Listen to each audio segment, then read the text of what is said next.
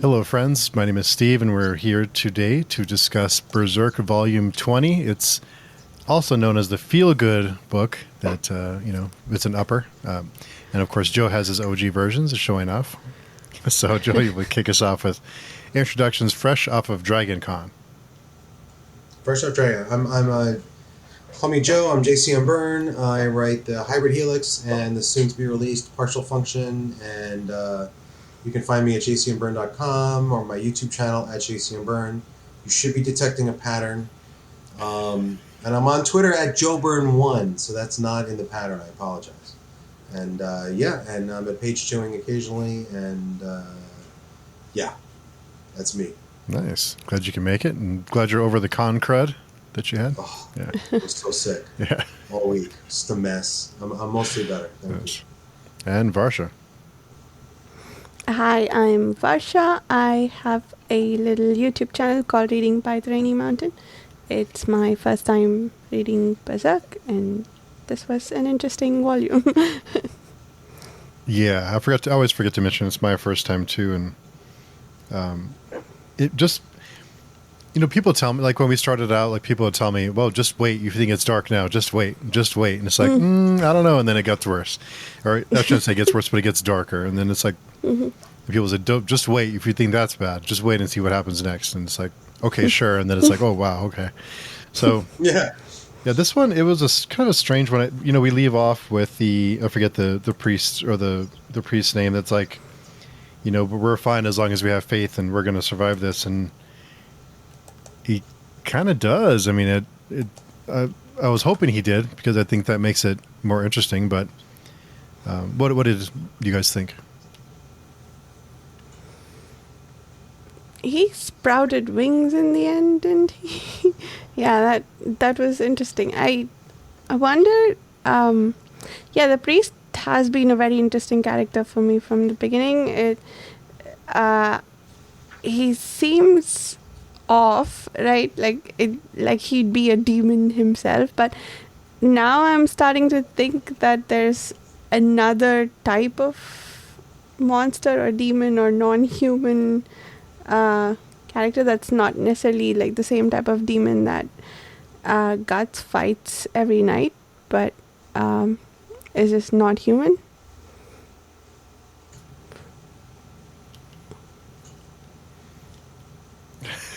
Joe's contemplating. So I'm not sure what's going on with him, but I thought he's one of he and his sidekicks are like possessed by demons. They're not full apostles, but they're possessed. Oh, Kind of the same way, like remember in the previous volume, the goat-headed guy who clearly transformed and like Oh, okay. whatever, but in the goat-headed shape that he had started with. I almost feel like because the demons are all about granting you your wishes or granting you your inner desires. So I think he's the same kind of thing, and I might be wrong. All right, I'm not remembering what I read before. I don't really remember, but I feel like they take the form of angels because that's the kind of monster they think they are. The goat-headed guy became a goat-headed monster because that's like his inner self. But I still think they're the same. It's the same. Fundamentally, it's the same magic. With the same kind of infection with them both. So they're both going to end up doing horrific things, just different horrific things because they're coming from a different horrific place. that makes sense. I did. It made me wonder, maybe because I had a conversation with someone recently about another series that I won't mention because I don't want to spoil it. But there was a debate whether the creature in this series was like a demon or an angel, because I guess some people believe that angels aren't someone you want to encounter. Angels are soldiers, and they're not very nice people, and they're kind of like they're here to battle and here to fight. They're not here to like hug you and like put you to bed. So I wondered if that was that was his faith or something. I wasn't sure if that was this infection or if he became like a holy, I don't know, like soldier. His faith, he ascended because of his faith and became like a battle priest or something. So I don't know. I don't know that we have a conclusive answer in this volume. Yeah. Except that Guts's brand was bleeding when he was facing the angelic beings. Right? The wing guys, he says it doesn't sting the same way it would for an apostle, but it did he was feeling it in his brand. And his brand should Oh, only be reacting to demonic things. So they're not apostles. We kind of knew that. Mhm. But they are I don't think they're angelic. I think they're exactly the same as well, we'll see. Because he does still try to burn Casca, though. He's trying to still burn her at the stake. Which, so I thought if he was a part of the demon system, he wouldn't try to kill her, right? Or because she seems to be important to them and seems to be like a. No, she's the sacrifice. Hmm. It's the only reason the other ones don't. The other ones have been trying to kill her. The baby just stops them. Yeah. But the baby's out of baby's out of juice. Baby has a concrete. Yeah, baby has concrete. Baby's out of milk. So that's the sad part at the end, man. I was so broken. Poor baby gets eaten by creepy egg face guy. I'm sure the baby will be fine, but still, yeah. I hope. Yeah, I was expecting the baby to break out of that egg man in the next page, but that could just be me thinking of something else I read recently. The baby needs to get out and get like a baby cart, and Guts needs to push it around. That's the crossover we need. We need Guts and Lone Wolf and Cub to finally come together. But I like how what's his name sprouts wings, but he's otherwise seems very much like himself. It's like when you become a demon and you look the same, it's a little creepy. Mm-hmm. And we see Skeletor again. Mm-hmm. He seems very relaxed. Yeah. Yeah. Luca keeps calling him Death. I thought that was interesting. He didn't correct her. Not that. That could just be him not engaging in conversation with her, but yeah. I don't think he's really dead. Yeah. He just doesn't bother correcting her. I don't think he's really deaf. Yeah. That whole thing, Varsha mentioned the. Oh, go ahead, Joe. Didn't we see the egg thing, the egg apostle, infect the priest? I thought so. I was trying to find that. Because that would definitely make him a demonic being. Because he's like talking, and then there's like the egg apostle like stabs him or something in the head, and all of a sudden he like In the spider form, yeah, he's just hanging up, and yeah, perhaps, yeah. And then the spider thing definitely says like, oh, I was with them, I was hastening them along to be more like us. I see. Okay, that makes sense. So I don't think there's anything. But the form is different. But I do think that's shaped by the. Oh. I wonder if the eyes we've been seeing are the egg baby. Mm-hmm. The egg apostle. I think it is because was it in the last volume when we saw the eyes on an egg-shaped thing? I thought at the time that it was maybe a behelit, but I think it's this apostle. Well, it almost is like a giant bellet, right? Yeah, I thought for a bit that was a behelit origin story that we were getting. Yeah. Maybe it kind of is. Because didn't they show the man also holding a behelit? Did he get sucked in by it? Is that what happened? Oh, a giant behelit is driving the events. Oh. They definitely showed him holding a bellet when he was in the pit. Yeah, they did.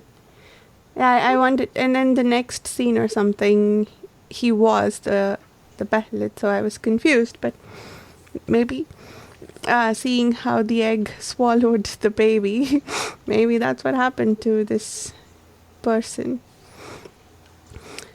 But I had a question about that. If he got dumped in there as a baby, how did he survive? I get being dumped there as a child and surviving and living there forever, but baby? Maybe the Behelit helped? I don't know. Did anyone else get some Gollum vibes from him? Mm. Like he's hiding out away from everyone, and he kind of peeks out once in a while. He's like a recluse, little, Yeah. not the easiest on the eyes. Yeah, I could see it. I didn't think of it at the time, but it makes sense now that you mention it. What's weird is, unlike Gollum, he doesn't want his ring and his own safety. He wants to be part of something bigger, Mm. right? Like Gollum kind of doesn't. Gollum just wants the ring and a hideout, and he's perfectly happy doing that. And this guy, when given a chance, doesn't want that. He wants to be part of something, even if it's just giving birth to it and then dying. You know, he wants to be. But a very definite, like the scurrying around in the dark, plus creepy looking, plus isolated from people, definitely Gollum. Mm. Wait, so this egg swallowed the baby, and we think that this is the egg that Griffith is going to be reborn from? Is that... Yes? No? That is my hypothesis. Yeah, Okay. I was really lost in that section. That's the section I was kind of lost on. Is I wasn't quite following that whole story about what actually happened, and so yeah, I was confused with that one. Mm. So if that's true, we were earlier wondering whether the baby would have to do with Griffith's downfall. Seems interesting that the egg ate the baby. No? I don't think it's clear yet that he's really going to give birth to Griffith. Like, that's an idea. Okay. He seems to say he's going to give birth to a perfect world, and the sacrifice is the current world. So I don't know if that means he's going to give birth to Griffith, or if he's going to transform the world when he pops. Mm. And going to give up the world that exists for a new... The world will change, which we've been getting hints at before.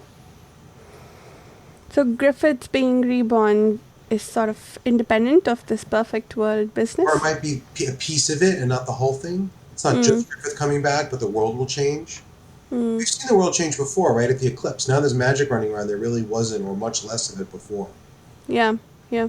So this idea that these events transform the whole world is not... That's established. Mm. Because I think he says that, right? He wants to give birth to the perfect world. So that could be a metaphor, or it could really mean Yeah. world will shift. Yeah, he was very talkative for a guy who's never had like a conversation partner. He finally got to talk. He has company after how many decades? Yeah. And there's Oh. Nosferatu, Yes. God, just looking cool. That was an odd confrontation, wasn't it? Kind of like just, Skeletor's just kind of riding along, he's like cruising, and he's like, "Oh, hello." I was like, They're in this stream of causality. They're bound to run into each other. "Oh, hi. Yeah. What brings you here?" The stream of causality. Yeah. I'm going to name my GPS that. I mean, every time it talks, like, this is the stream of causality. Make a left at the next light. I like that. So I forget the woman's name, the who falls into the pit and meets the egg.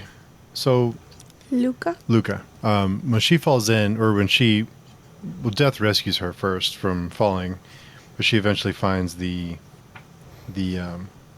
looks like a cross with a human skin cloak on it and skulls. But so she's told the story about how he was in the pit and they started dumping bodies in the pit, but then he's an egg. So did he transform into the egg? I wasn't quite sure how exactly he got from being a person to being kind of like a semi quasi golem, and then now he's an egg. So does He that had his just? own So he had his own moment where they said, if you sacrifice what matters most, we'll give you what you want most. And he said, I'll sacrifice this world, which is all I have. And in return, I want to give birth to a perfect world. So they said, you got it. Because they're an evil genie, they made him an egg. Okay. He seems happy with that, right? He seems happy being a spider egg. But I think we have to look at him as being like an apostle. Okay.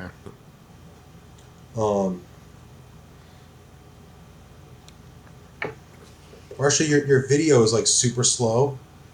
It's like, Steve, are you seeing Marsha in live, or are you seeing her like? No, but it's about normal. Oh, Oh, maybe it's my interesting. computer. I'm seeing her in slow mo. I think I'm still seeing Marsha's face from like the first minute of the conversation, but moving very slowly. It's kind of funny. All right, never mind. Not important. Okay. Oh, I can't change anything here. No, I think it's probably some internet connection between somebody. I hear you fine. That's cool. You can see my expressions completely off with what I say. Yeah.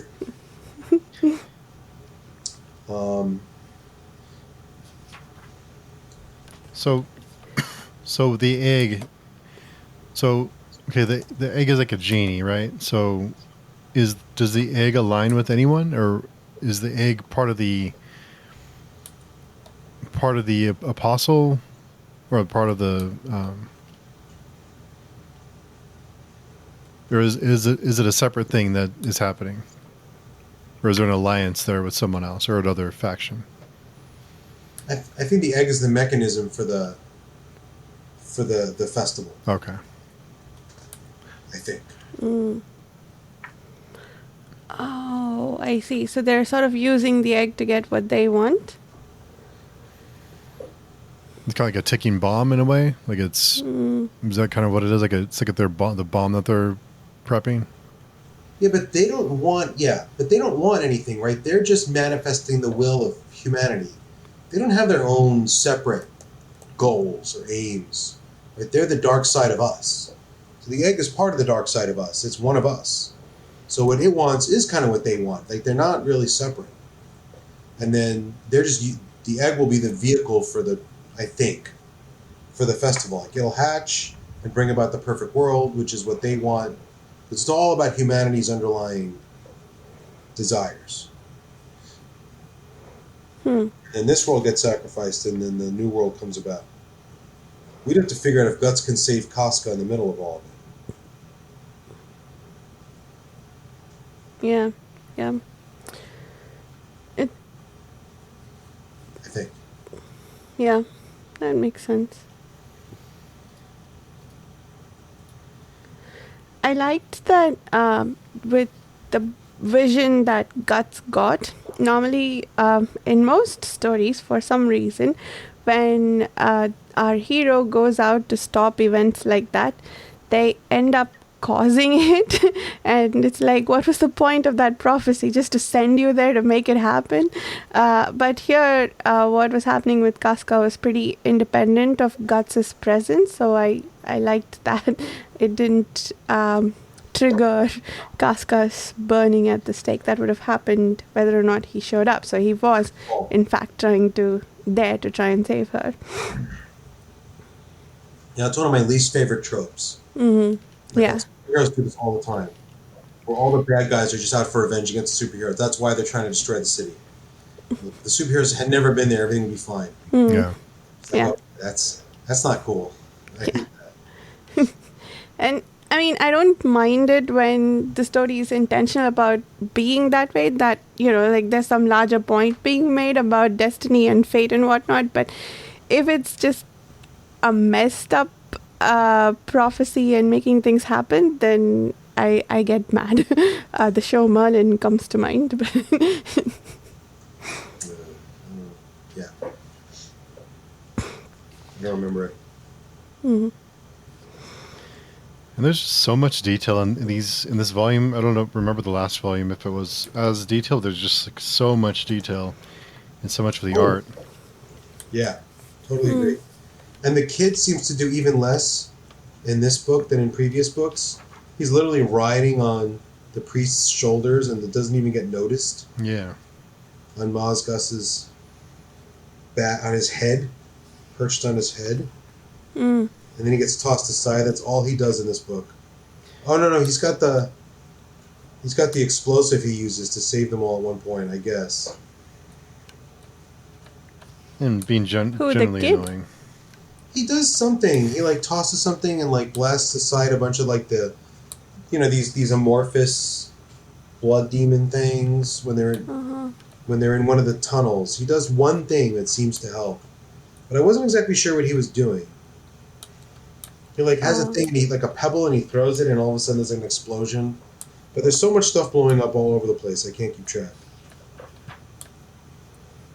There's some good fights with Guts and these wing torture dudes. Yeah. So. Sorry, go ahead. No, go ahead, Varsha. I was just gonna ask if they were the ones who sprouted wings in the end, besides the priest, or was it someone else? Because there were multiple angels. I didn't remember. I'll just keep scrolling. Steve, go ahead. Oh no, I was just going to ask because we had mentioned fights, and on this volume I wondered, do we really get nervous anytime Guts has a fight anymore? Is it something that we concern with? I mean, because the fights are great and all, but I wonder if there's too many of them.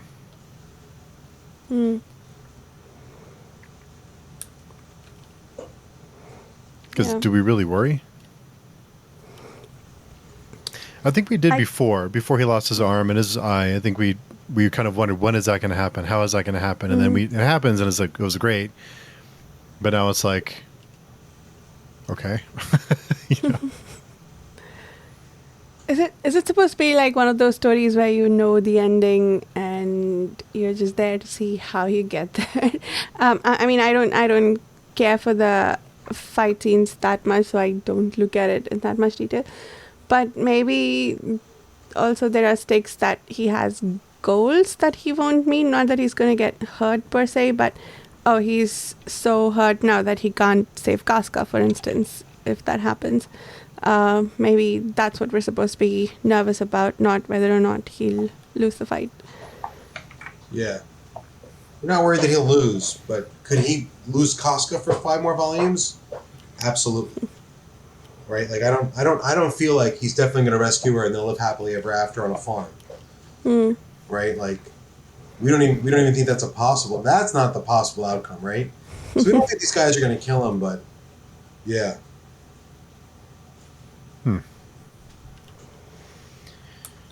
Yeah, but that's always a problem with these things. There's 40 volumes. He doesn't die. Yeah. Did you guys hear what's his name? They're going to start a new arc. No. I just saw the news release like yesterday or the day before that Miura's assistant is going to lead the team to a new arc starting in like October. Apparently, the last arc is just wrapping up. It's been going since the 2000s, which sounds about right. So volume 42 is going to get released in Japan. The new deluxe one's going to come out with like volume 40, 41, and like one of Miura's like a notebook with like all kinds of background information stuff that I think that had already been published. I'm not sure, but the new stuff is starting that Miura didn't draw. So that's kind of cool. New arc. It's been a while. Still claiming that it's Miura's plan that they knew. So. Shall see. We'll see. I'd like an ending to this. Yeah. I especially like the big ripped muscular like mini boss with the baby face on it. Yeah. With the wheel, right? Yeah. Steroid baby. Yeah, roid baby. Because I think a lot of this is just is a lot of battle in this volume. Yeah. when I'm able to read a volume in less than 40 minutes, it's a lot of battle scenes. Mm-hmm. Battles and then very dense conversation where the egg baby is just talking to them. Yeah. Mm. The perfect... Oh, actually, he says it earlier on. The perfect world. Who wants to create the perfect world? Is it just me, or does Guts look different in this volume, or maybe has been looking different in the last couple of volumes? He looks... Yeah, I don't know. He looks like he's drawn differently in this volume. It's funny you mentioned. I was thinking the same thing as I was reading, and I think I kind of felt like he's getting older. Like his face is like the shape of his face is changing. That's kind of what I chalked it up to. Is that his face is like his body and his face are changing, and plus with him going away for so long and been running for days, and I kind of felt like that was his face starting to kind of catch up to what's been happening to him, along with getting a little bit older. But yeah, I did notice that he does look different. That's interesting. I didn't think of it like that. That makes so much sense, though. And somewhat of his mirror drawing him over the span of many, many years. Mm. I feel like you're just gonna slightly change as an artist. Yeah. That too. Like in this volume, Guts themes seems like fuller to me. Mm-hmm. He's like less lean. Not that he's fat, he's more like thick. But I can't tell if that's intentional or just some of the angles they chose, or I don't know if it really means anything. Mm. He looks less mean, if that makes sense. Like, I don't know, like someone who could care about something, which was like really missing from the first few volumes. That face is less screw everybody else. Yeah. But he's also had a personal, like he's decided, I care about Casca, I'm going to reunite with her, I don't want to be that guy anymore. So that's partially reflective of who he's trying to be now. I really hope we get the old Casca back eventually, because it was such a great character, and the kind of the back and forth of like the interaction that she and Guts would have, I thought was really added to the story and I think it fleshed out Guts too, the way that he connected with her and the way he grew with her and the way that the things that he realized about himself and learned how to care for her. And it's big. There was a lot of development there with those two, and now she's just like a corpse. And it's kind of. Yeah. I really hope we get back to her being a person. She's worse than a corpse. She's a baby. Yeah.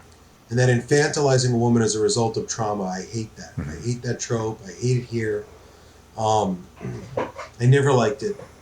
I mean, I get it from a narrator perspective. Like, it lets us focus on Guts as the protector and his decision to, I'm going to stay with her and protect her and try to help her as opposed to running. I get that. It's a nice, but like, I'd almost rather she were in a coma.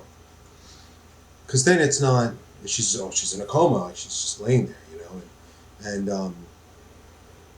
then it's, but the whole like, she went through something traumatic and now she's reverted to, like, I don't know.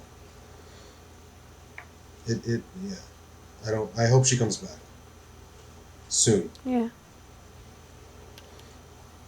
Me too. I agree with that sentiment. And then what's her name didn't get very much to do in this volume. The Lady Farnese. She just looked shocked the whole time. Yeah. Oh my God. Yeah. Yeah. She's got the one note. Actually, what do we get in this volume? We got a lot of fighting. We got Skeletor and Luca. And we got a lot of talk from the egg spider thing. Which gave us like a big notion of how this festival's going to happen. Maybe. Oh, and the giant hand. Oh yeah. The giant hand. That was cool. I like the giant hand. Oh, interesting. I was wondering what that was. I really should pay more attention to the art when I read this. It's. Do you watch movies with subtitles because sometimes I find myself just reading the subtitles, and well, of course you do, Joe, because you watch so much Bollywood movies. Hindi, yeah. But yeah, sometimes I just like forget to look at the picture and just read the subtitles. I think yeah, I have to remind myself to look at the art a bit more carefully. You have to read every panel twice. Mm-hmm. Like you have to read it, and then you have to look at it again to make sure you caught stuff. I definitely do that when I read comics. I often will read the text and like skim the art and not look at the art enough and miss things. As, you know. And I'm a person who's read comics for 40 years. I still do it. That's not even... Oh, shit. It's not an exaggeration. You ever do that? You're like, I'm going to pull a number out of the hat that just way too high as like a joke. And then you realize, like, actually, that's right. It really has, like, that's actually accurate. Yeah. Sorry. Yeah. I need a scotch now. Yeah. All right. Anyway.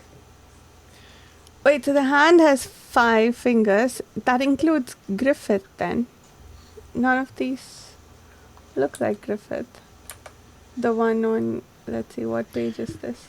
225? Is let's see, the one, there's a 2-page spread with the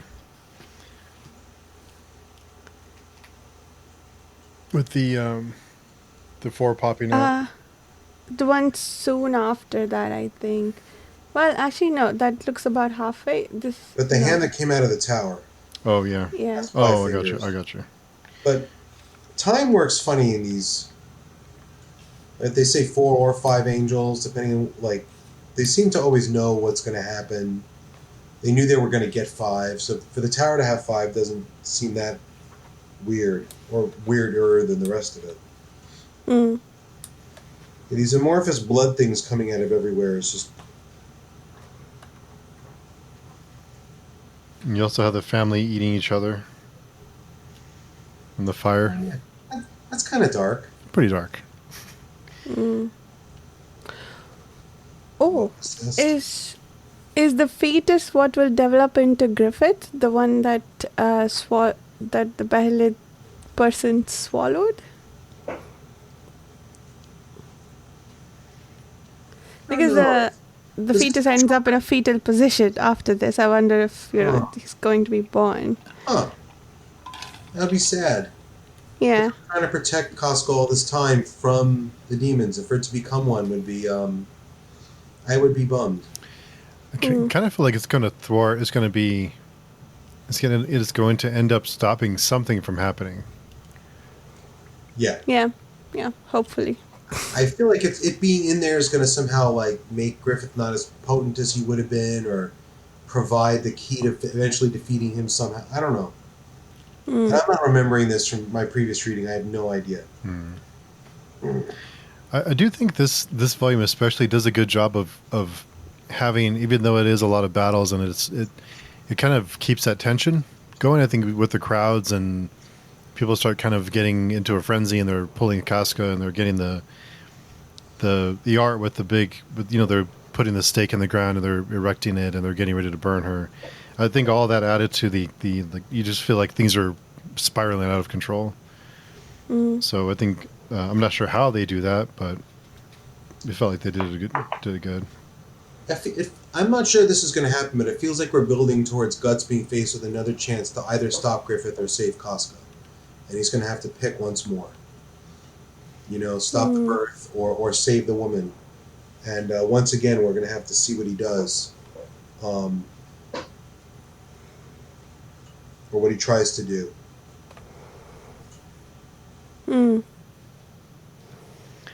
So much detail in this one. That is some creepy stuff. I was just looking at that. I think I'm on the same page here. The baby on the The tongue. Kindle book. Yeah. I feel bad for the baby, man. He's running out of strength, trying to save mom. Poor little guy. Dad gives him no love. I don't know. His dad doesn't know he exists. Does he, do you think? No? Didn't he see him at some point? Yeah, I think he was gonna crush him though, and Casca stopped him, right? Yeah, but I think after that he understood what the baby was. Mm. I feel like at some point he acknowledged it. But does he Oh, know okay. where it came from? Like, does he know what it is? Or does he just know it exists? I think he said, "Oh, what is that ours?" Oh. And it was tainted by the. I think he said that in one point. I'm not positive. Oh, yeah, I'm an idiot. I don't know why I thought Griffith was the dad. He just tainted the Guts is the dad. It's fetus. Guts' Yeah, baby. yeah. That's why it has one eye. No, it's not.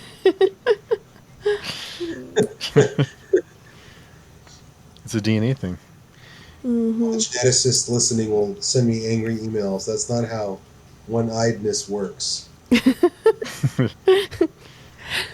Why do you think Skeletor saved Luca? Just out of the kindness of his heart, or do you think there's something else going on there? It's got to be, right? I mean, because he doesn't go around saving everybody. He's not like a superhero. So he has to have a reason, I would think, for saving her. I don't know, if you're a guy like that and you're in a world like this and you see someone act selflessly, you might save it just for the what the hell. Mm. You know, like, just, I'm impressed. This woman just selflessly helped a bunch of other people. I don't see that very often. This isn't something that's normal. I would think a guy like that would be attracted to that. Or not. Maybe she'll be Griffith's, like, queen or something in the new world. That would be nice, I guess. We are trying to hatch a perfect world. What? Your queen. I would really like to see her not get corrupted by any of this. I like her character and I want it to stay that way. We'll see. Just want to see her stay alive. Yeah. Well, Yeah. she runs back into the battle.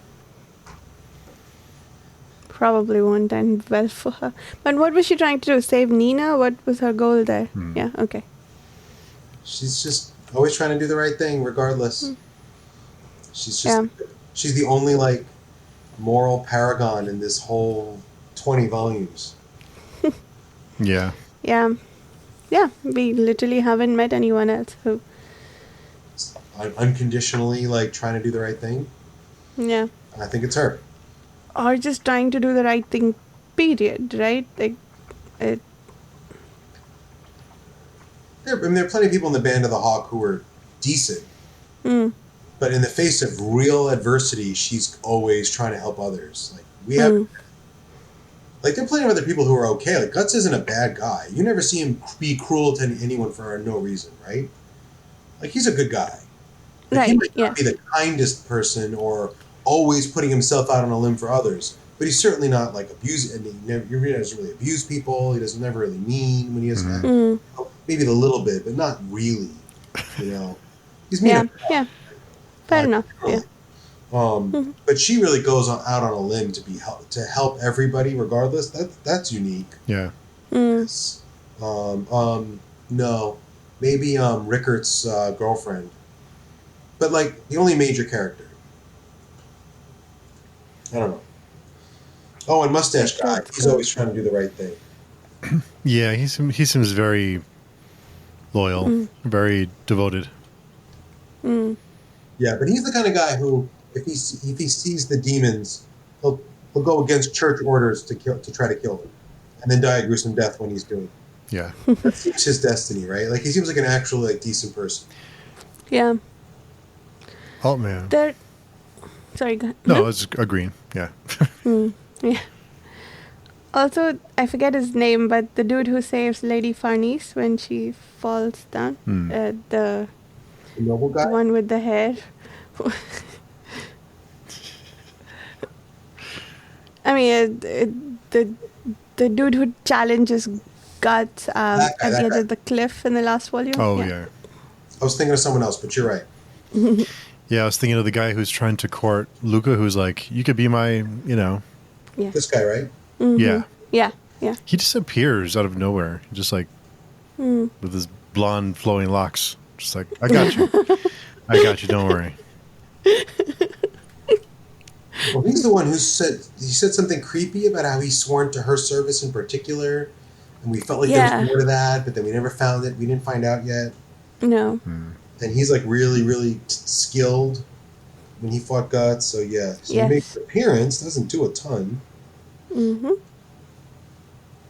except save Lady Fornace.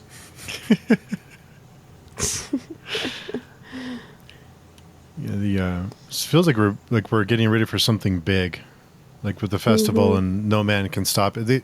I noticed they said no man can stop the festival. So is the baby? Ah. Can the baby We're stop doing it? a lot of the rings thing here. Yeah. Who's not a man here? We've got demons, we've got women, we've got babies. Got a demon baby, Lots of or potential not men. Or Luca will be the woman, you know. there you go. I am no man. There you go. Yeah. Or this other guy got hit in the crotch. Maybe he counts now. The dark-haired noble dude, he got hit in the crotch at some point. That's Oh, probably not the interesting. way they're gonna go. Mm-mm. No.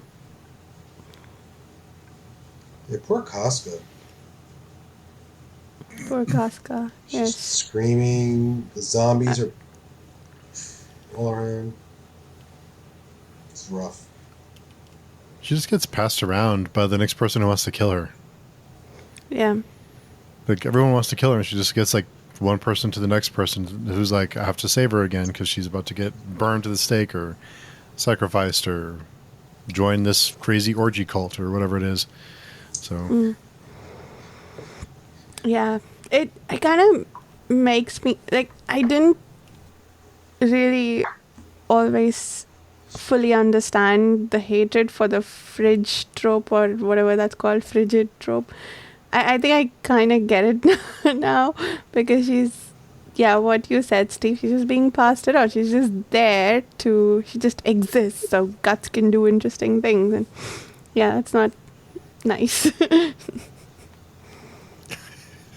The fridge trope is even worse, right? That's where they die just to motivate the hero. This isn't as bad. I don't know the name for this, but it's like the Lois Lane syndrome. In a lot of Superman stories, Lois Lane would just run into trouble just so she could get kidnapped. Just Superman would have to go and rescue her. And I don't know if there's a name for that specifically, but yeah, it gets. I mean, in more modern tellings, they make Lois Lane a little more interesting, so it's not that, right? But in the old ones, she was just an idiot who would just get into trouble and have to be rescued over and over again. And that was her only role. It's dangerous for you to leave the house. yeah, Man. Stay home. Enough of it. not to change the subject too much, but Joe, did you read the what was the alternate reality DC series they had for a while?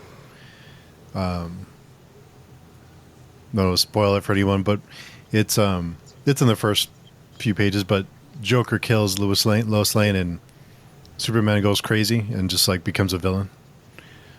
So I thought that was it was like an alternate reality kind of thing where he becomes like the bad guy because he goes crazy after that happens and starts killing everybody and everything. So it's fun stuff. yeah, Sounds like something that happens in my books. Interesting. Are you writing grimdark these days, Joe? What's going on? No, but I really don't write grimdark, but I do have a main character with a history of minor genocide. I keep telling people that. They're like, it's slice of life. I'm like, it's slice of life with a helping of genocide. Like, you can't leave that out completely. Like, it's relevant on some level. So there's some dark stuff going on in my books, but it's not overwhelming, and it's not the main thrust. But there are. And people will be like, people will often be reading Wistful Ascending, and they'll like message me at a certain point, and I always know what it is. I'm like chapter 30, right? Or I forget whatever chapter. Like, I know where they're at, and they're like, I can't believe you did this to me. I'm like, yeah, well, it can't be all coffee and donuts throughout all the book. I'm not writing a. Did I tell you guys Travis Baldry introduced himself to me? Yeah, I think you mentioned it. Or I tweeted it. It was so cool. I'm standing at a bar and I'm waiting to like someone's talking to Travis. Like, I think it was H.C. Newell. Not the point. So they're talking. I don't want to interrupt because it's you're at a bar. It's not a signing line. But he's like Travis Baldry, and I just want to tell him I love him and stuff like that. And So I'm standing there very patiently waiting. I must have looked very eager.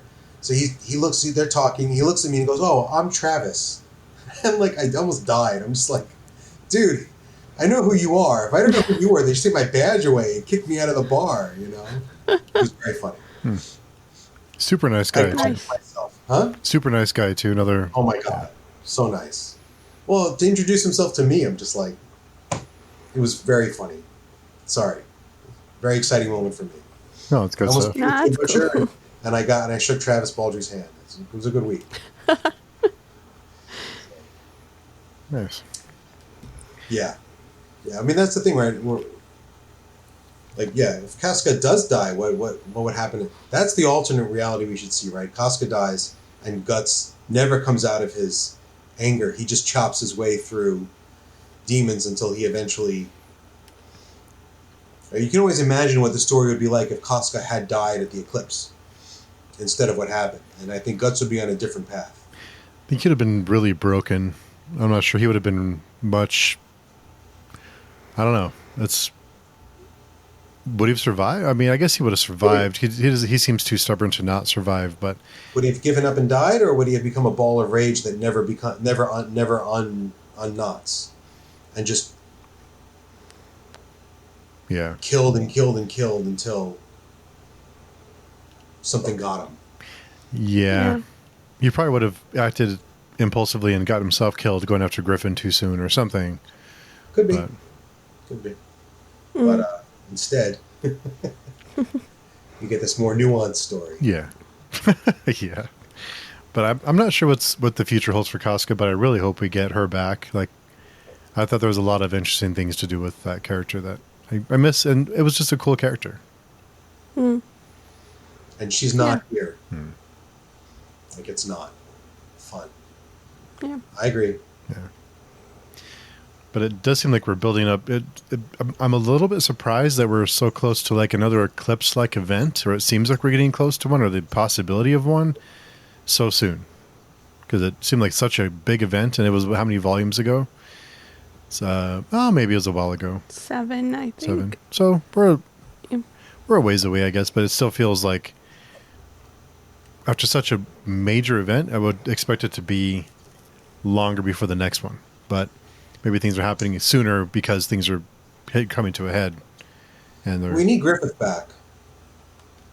Like, if Griffith isn't around, like, you don't want to... You already had some of Guts just hunting apostles, and that's going to get boring fast. It's got to have a bigger fish to fry. that's true. And I mean, I feel like if I had written this, I would have taken a shortcut and just had Griffith back right after the eclipse. Eclipse ends, Griffith's like, "Oh, hey, I'm walking around now." But Miura wanted that extra, make it another transition to him coming back as one of the 5 and being able to walk around and do stuff. So, But we had a time jump, but even from the world time point of view, it's only been 2 years. That feels like really short time between a gap of like 2 monumental stream of causality type events, right? But maybe the second one is, maybe this one we could make an argument that it's sort of a what do you call, lid on the events of the eclipse. I don't remember. We have to read. Yeah. See if it seems to make sense after we've read it. Yeah. I feel like we can't tell yet. How, Joe? Were you reading during when these were being published? The section we're on now. More or less. Do you remember how long between volumes it took? Like approximately, do you remember? Like about months? Was it like a year? Or? It's much more like a year. Okay. More often than not. Like, he would take big breaks. So he'd have big gaps in time. So 7 volumes, you're looking at multiple years.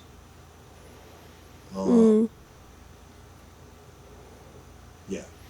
Because the artwork alone, I mean, the detail in some of this art is like, this must have taken months to do for one person to do it. So much detail. I feel like Dan knows more about this than I do, but I know, as he said stuff, and I can't remember, but generally speaking, mangaka like this have assistants who do a lot of the background stuff. So they're not. It's not one guy drawing all. Yeah, there was some art on this one. The guy with the bird face, I forget his name, but there was a few Yeah. that looked like dots, and they looked almost like it had been done with software. But I wasn't sure because if it was hand by hand, then it would have taken forever. Which, no shade, it just looked a little too neat. Like this guy? Yeah, there's one that he's standing that he's holding something in his cloak looks like it looks very like lots and lots of dots that are all the same distance apart. But it might have just been I was just curious about that. Yeah, that was one of them. But it looked I thought maybe they had some help there because it does look like shading, but maybe not. If it's by hand, it's impressive. I'm looking for the publication dates of these. Wait, I thought they started in the 80s. Oh, we're talking about English publication. Where are we at? The golden age? I think we're in the early 90s now, and I think in the 20s. Yeah. Conviction Arc is early 2000s. Yeah. Yeah, there you go. 20 was 2000. Was Oh, wow. software used to make art at that time? I forget how far we got. I lost you guys again. Oh yeah, November 5th of 2000. So even that was 23 years ago. I lost you there for a bit, but did you guys hear my question about whether software was used to make do graphics in early 2000s? I don't think so. Did we? I don't know. I feel like Dan might know, but I have no idea. I just found a page with release dates in Japan for every volume. Oh. So volume 1 came out in 1990. Right. But that would be the 2000. bound up one, right? Were the chapters published before, do you think? Yes, the chapters come out in a monthly magazine, but they skip months. I think it's monthly or bi-weekly. That I forget. But then they do the bind up. So in Japan, like volume 18 was like October 99, 19 was like March 2000, and October 2000. So at this point, they're coming out like every 6-7 months. It's like 2 a year. Actually, it's pretty much but then like 2004, there's one volume.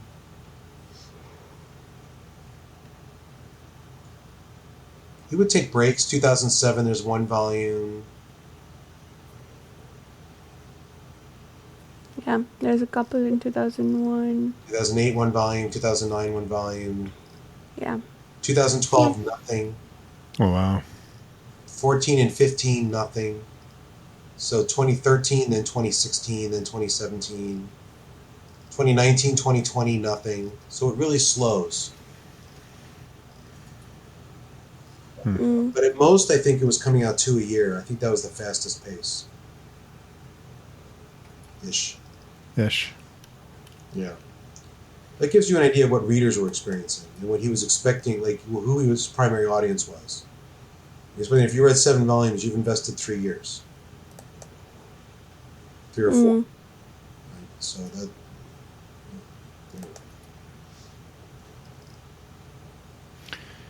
So, anything else you guys can think of from this one, from 20? So I guess, Varsha, what do you think will happen next, and what do you want to happen next? I think, well, Griffith will be reborn. I don't think there's any stopping that. I'm actually kind of eager to see that. Like, sad for the world, I suppose, but as a reader, I want to see that happen. And yeah, I honestly don't care that much about whether Guts saves Casca or not, because unless we have Casca back in her original form. I'm not interested in that part of the story. Maybe she will be. I would like her back, if not as to her former self, but like someone who's recovering from that instead of just being a mute, dumb child. Yeah. Yeah, so that's what I want to happen, I suppose, to see Casca back in some form. And Joe, I don't know if I can ask you, Joe, because you've read it before. So Yeah, too much of what I want is colored by what actually happens. I don't remember what I would have said when I first read this. yeah. All right. So in the meantime, Joe, where can people find you and your books? JCandburn.com. My new book comes out on Tuesday. 2 more Nice. days. What are you doing for the publication? Huh? What are you doing for the publication? Nothing. I'm gonna go on Amazon and say publish my book. I don't think I have any other plans. People on the Keymark Discord are doing a readathon of my first 3 books. Some people, and sharing information on that Discord. I don't know. I don't know what else to do. I'm really been focusing on my next book because I have to like get all that stuff in order and do the final edits. I just got that back, and yeah. So that I don't know. I don't know that I have any other plans. But I know people are releasing reviews. Reviews are already up on Goodreads. You can read what people are saying. But to be fair, it's all pointless. Like, if you like book 3, you'll like book 4. You might like a little more, you might like a little less, I don't know. But you're not going to... If you didn't like book 3, don't read book 4. Because it's like, you know what I do. If you haven't read book 3, don't start with book 4. So, like, I feel like the marketing for this is very simple. If you enjoy the first 3, you'll like the 4th one. And if you didn't, you won't. And if you're not sure, if you didn't read them, do those first, because it doesn't make sense to start with. So I don't know. But it's Rohan punching dinosaurs on the cover, and everybody loves a man punching a dinosaur. So yeah. So go read Wistful Ascending and tell me what you think. And if you like that, keep going. And now you can go further. Yeah. Be careful on Discord. Be careful on Discord. Oh, right. Yeah, I found some stuff out about the privacy stuff and data mining and stuff, but yeah, tinfoil hat. Yeah.